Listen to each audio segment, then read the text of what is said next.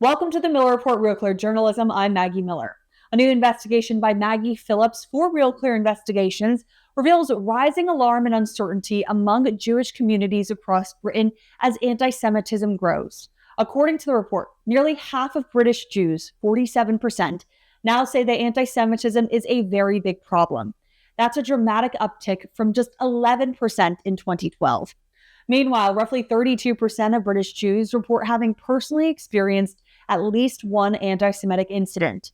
The wave of hostility has included violent attacks, among them a deadly knife attack at a synagogue during Yom Kippur. In response, the Jewish community leaders and organizations have begun pushing for a more assertive, systemic approach.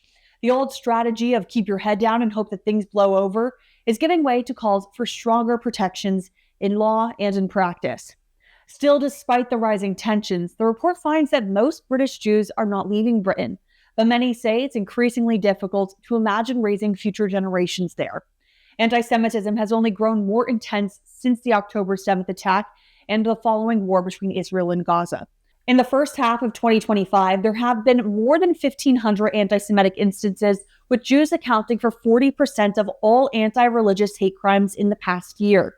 The story highlights a profound shift. Anti-Semitism in Britain is no longer seen as a marginal issue, but as a major and growing threat, one that demands action from government and society. The Jewish community has put forth government recommendations to combat anti-Semitism, but will they be put into practice? I'm joined now by the lead investigator on the story, Maggie Phillips. Maggie, thanks for being here. Thanks so much for having me back, Maggie. So your report highlights that 32% of British Jews have personally experienced an anti-Semitic incident. Did your reporting reveal what types of incidents are most common right now? What is the general sentiment of British Jews?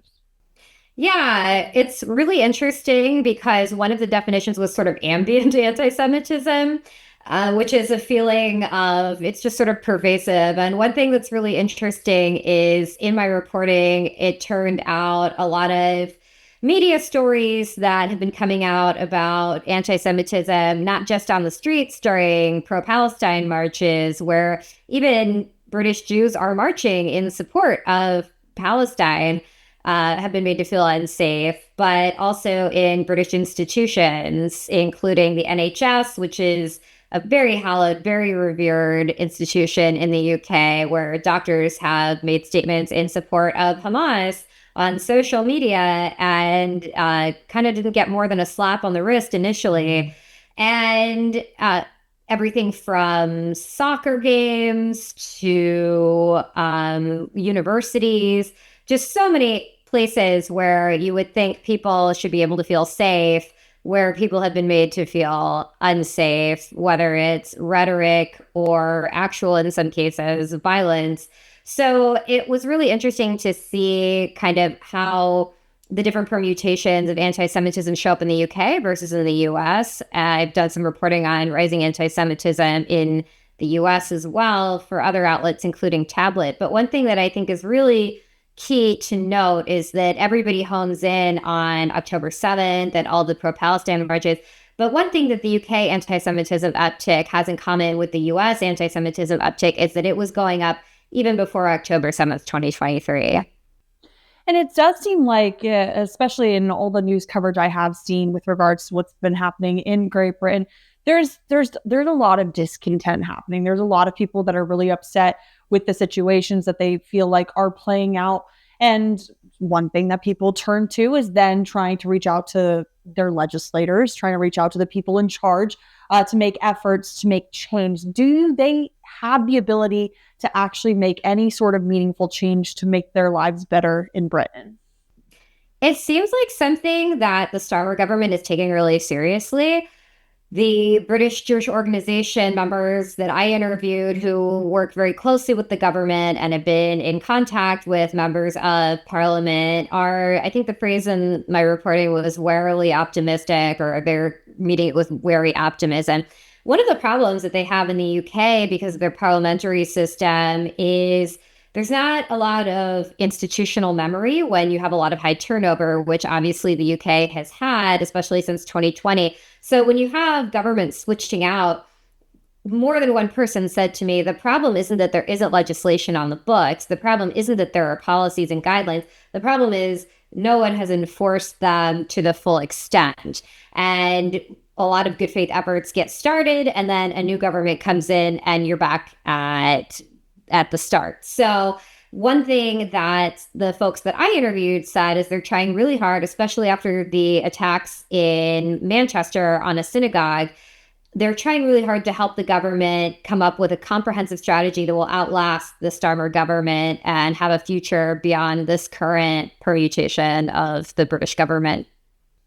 And obviously, British Jews are seeing the most instances of this anti-Semitism, as your report points out. But are there other groups that are also seeing prosecution similarly, or is this a primarily Jewish-facing issue? One thing that's been really controversial is the prescription of Palestine Action, which is a pro-Palestine group.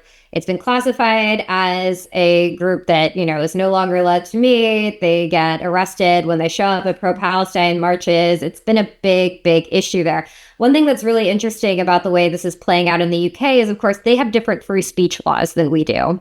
So they can kind of clamp down on hate speech or even define hate speech in a way that we might kind of balk at in the US. So yeah, certainly the Starmer government has definitely started clamping down on anti-Semitism at pro-Palestine marches. But the counter reaction to that is, well, these are fairly anti-democratic in their own right. And so this is kind of the problem, to go back to your earlier question of relying on legislation to solve these problems, is because, every action has an equal opposite reaction. And it's very hard in a multicultural democracy to come up with something that is going to make everybody happy. Almost an impossibility. Your investigation does highlight, however, a government review found authorities shied away from listing ethnicities and cases that some are saying, this is relevant to note in order to not raise tension. So how does that play into the broader discussion? Yeah, so that was in reference to the grooming gang scandal in the UK, where I think they found some 800 cases were kind of put on the back burner or let go because the government felt that the officials involved felt uncomfortable saying that it was Pakistani men predominantly who were doing it. And so the police have there's a lot of institutional mistrust in the UK. And that way we're not so different from our cousins across the pond right now when you look at cultural attitudes.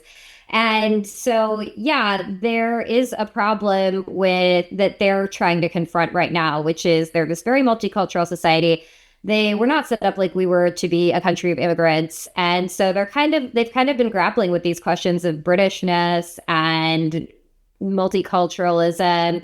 And again, because they don't have the same sense of identity that we do, they don't have the same sense of, one of the guidelines put forward by the British Jewish organizations who came together to put some recommendations out there for the government. One of them is that there's a ministry that deals with local government that issues guidelines to local governments about how they should kind of run themselves. And it was asking that this local government ministry develop policies, develop guidelines so that local governments didn't import international conflicts into kind of how they run themselves day to day. That would be something that would be very hard to replicate in the US. You hear me struggling to kind of describe it. It's not really something that we could do. So, you see that they're dealing with their own problems there. And, one of the folks that I interviewed for this article, it ended up not making it into the piece, but he is himself a British Jew. And he was saying that anti-Semitism, when it shows up in different countries, is always kind of the screen onto which people project whatever their national neuroses are. And so in the States, he said, a lot of times it becomes about race, but in Britain, it becomes a lot about multiculturalism and racism in a different way, where it becomes about migration and Britishness, who is and isn't British. And so I thought that was really interesting. And you do kind of see that playing out, not just in, how they confront anti-Semitism, but even naming where a lot of the anti-Semitism is coming from, which is often from migrants to Britain from predominantly Muslim countries. And so it is very uncomfortable to talk about, and it makes it very difficult to kind of get to the bottom of, because you can legislate, certainly, and they have, but there's attitudes which are something completely different.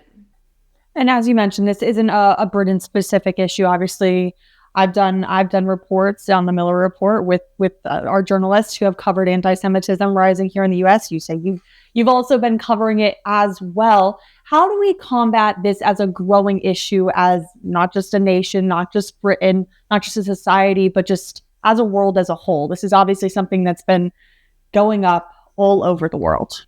Yeah, and crucially before October 7th, it's very easy to project all of this onto a post-October 7th geopolitical reality, but the fact is that hasn't been the case. It was going up even before that.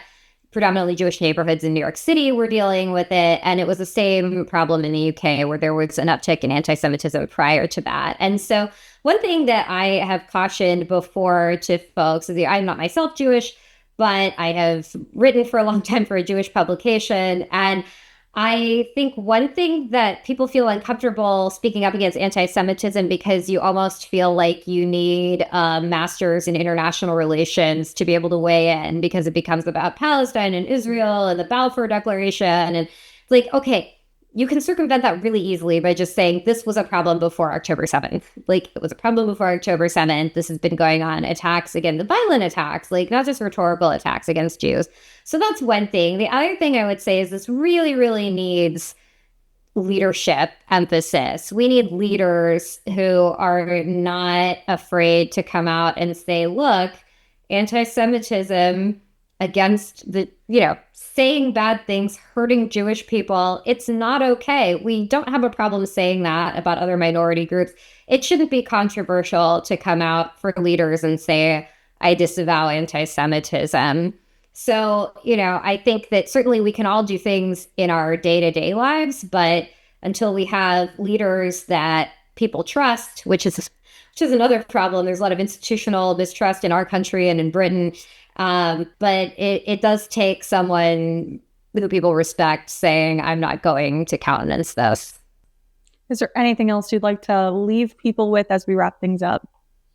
Oh, gosh, I would say that, read the piece, keep an open mind. Remember that things are very different in the way they're run in the UK than here. So what might be replicable other places is not going to work for the US necessarily. But one thing that I thought was really striking that does bear understanding is that the British Jews in question to whom I spoke were very patriotic. They were British. They were British people, and they were very proud to be British. And in many cases, their families had been in Britain since the 17th century.